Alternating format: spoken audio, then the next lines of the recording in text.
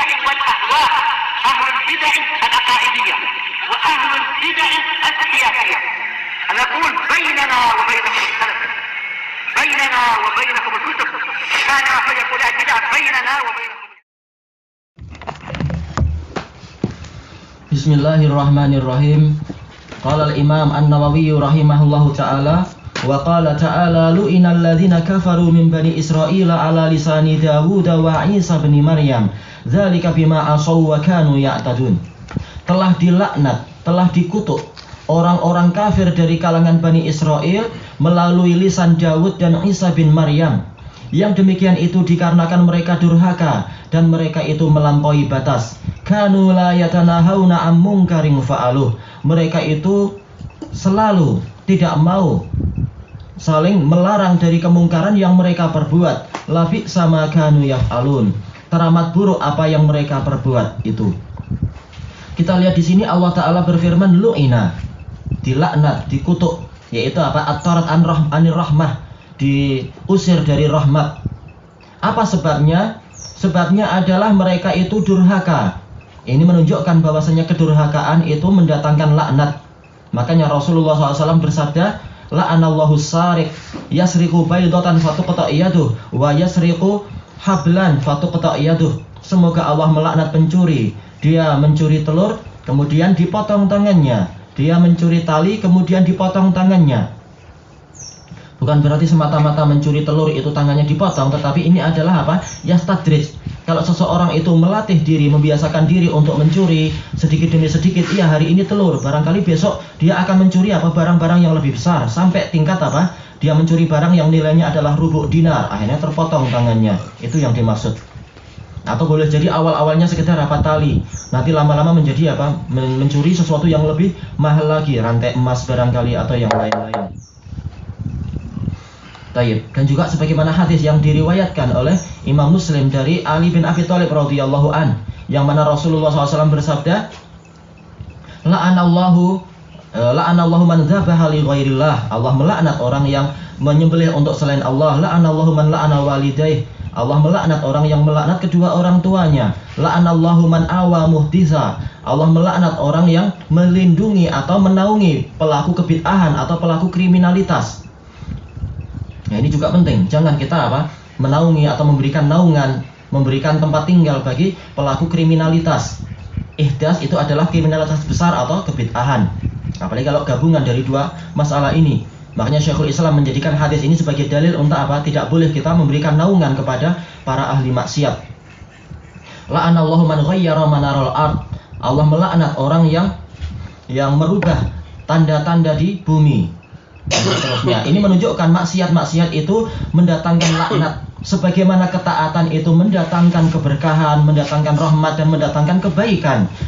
Walau anna ahlal qura amanu wattaqau la fatahna alaihim barakatin minas sama'i wal ard. Seandainya penduduk kota-kota itu mau beriman dan bertakwa, niscaya kami akan bukakan untuk mereka keberkahan dari langit dan bumi. Walakin kadzabu fa akhadnahum bima kanu yaksibun. Tetapi mereka mendustakan kebenaran ayat-ayat kami, maka kami siksa mereka disebabkan perbuatan yang mereka lakukan itu. Taib. Dan dalil-dalil banyak menunjukkan apa? Bahwasanya laknat itu sebabnya adalah karena kemaksiatan. Sebagaimana apa? Ketaatan mendatangkan rahmat dari Allah. Taib. Siapa yang dilaknat? Yaitu alladzina kafaru, orang-orang kafir min Bani Israel, dari Bani Israel.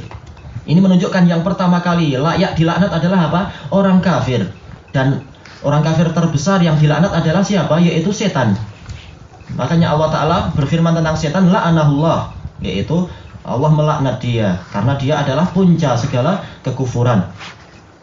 Lalu kenapa orang-orang yang beriman tetapi dia maksiat juga terkadang dia terkena laknat? Seperti dalam dalil-dalil tadi, suatu dosa-dosa tertentu itu mendatangkan laknat karena apa? Dia meniru orang kafir dari faktor-faktor tersebut. Sebagaimana diucapkan oleh para ulama, bahwasanya apa? Al-ma'asi syu'abul kufur, bahwasanya kemaksiatan itu adalah cabang-cabang kekufuran. Maka barang siapa dia menyerupai orang kafir dari sebagian cabang kemaksiatan, maka dia akan terkena hukuman itu juga. Maka boleh jadi sebagian kemaksiatan yang dia lakukan menyebabkan dia terlaknat. Makanya walaupun ayat ini bicara tentang orang kafir, bukan berarti orang mukmin itu layak merasa aman dari makar Allah. Karena apa? Kemaksiatan itu adalah cabang kekufuran, sebagaimana ketaatan adalah cabang keimanan, kata Syekhul Islam di dalam Majmu'ul Fatawa. Siapa yang dilaknat sekarang ini? Mim Bani Israel, dari kalangan Bani Israel, yaitu keturunan siapa? Keturunan Nabi Yakub. Yarhamukallah. Dilaknat melalui siapa? Ala lisani Dawud wa Isa bin Maryam, melalui lisan Nabi Dawud dan Nabi Isa bin Maryam. Padahal Nabi Dawud ini adalah nabi yang puasanya itu terbaik dan paling dicintai oleh Allah, yaitu apa? Puasa Dawud, sehari puasa sehari tidak. Ini menunjukkan bahwasanya orang puasa bukan berarti sama sekali dia tidak boleh melakukan amar ma'ruf nahi mungkar ataupun mendoakan kejelekan kepada orang yang layak untuk mendapatkan itu. Tetapi apa? Orang yang puasa dia berpuasa dari kebatilan. Karena ini untuk membantah orang yang mengatakan apa? Oh, kita ini orang puasa, tidak boleh kita mencela ulama, tidak boleh kita mencela orang yang kita katakan sebagai apa? Sebagai ahlul bidah. Jangan, kita sedang puasa, jangan kotori lidah kita dengan itu. Ini kalimat yang keliru. Puasa itu adalah apa? Puasa dari kebatilan. Adapun membela kebenaran itu adalah apa? Sesuatu yang disyariatkan. Sama saja kita puasa ataupun kita tidak puasa. Bahkan lebih dari itu, yaitu apa? Menumpahkan darah orang yang layak ditumpahkan darahnya. Boleh tidak waktu kita puasa? Boleh. Makanya tidak boleh seseorang itu, misalkan dia adalah apa? Misalkan dia itu adalah algojo yang ditugaskan untuk mengeksekusi pelaku kriminalitas, memotong tangan dia atau memenggal kepala dia. Boleh nggak dia mengatakan, Tuan Hakim saya sedang puasa? Nggak boleh. Waktunya memenggal, waktunya memotong tangan. Bahkan Rasulullah SAW perang Badar itu waktu apa? Waktu puasa. Demikian pula apa? Perang Fathu Makkah itu juga waktu Ramadan. Menunjukkan apa? Puasa tidak menghalangi seseorang dari menegakkan kebenaran dan mengalahkan kebatilan. Tayyib. Wa Isa bin Maryam, Nabi Isa yang dikenal sebagai orang yang halus, orang yang lembut. Bahkan apa? Bahkan orang Nasoro mengatakan agama kami adalah agama kasih sayang. Kalau engkau dipukul pipi kananmu, berikan pipi kirimu agar adil. Ini ajaran yang bagus. Dan memang ma'ruf dalam ajaran Nabi Isa tidak ada yang namanya kisos, yang ada adalah al-afu, pemaafan. Itu sesuai dengan apa? Memang situasi Bani Israel yang betul-betul di puncak penindasan orang-orang Romawi. Tidak mampu mereka untuk melakukan kisos.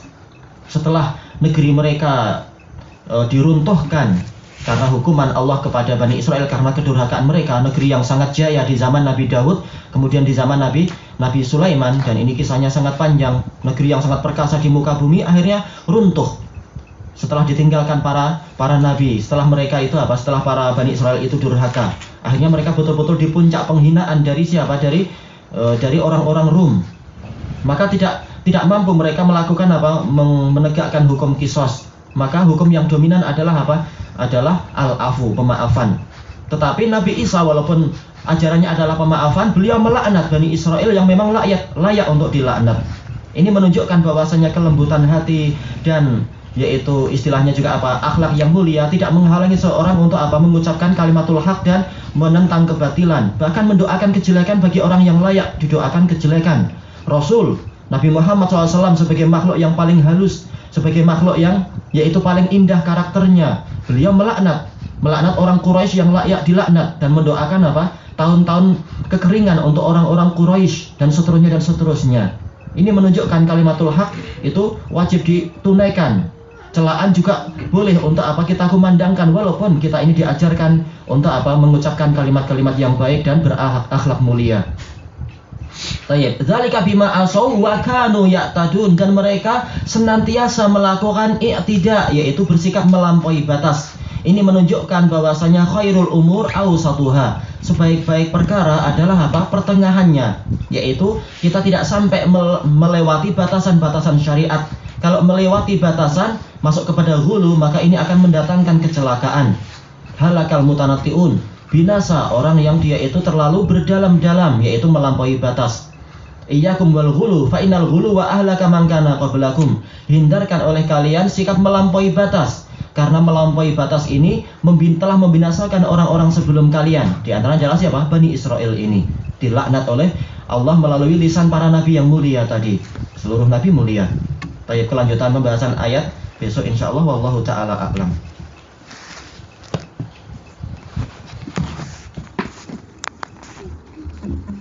Bismillahirrahmanirrahim.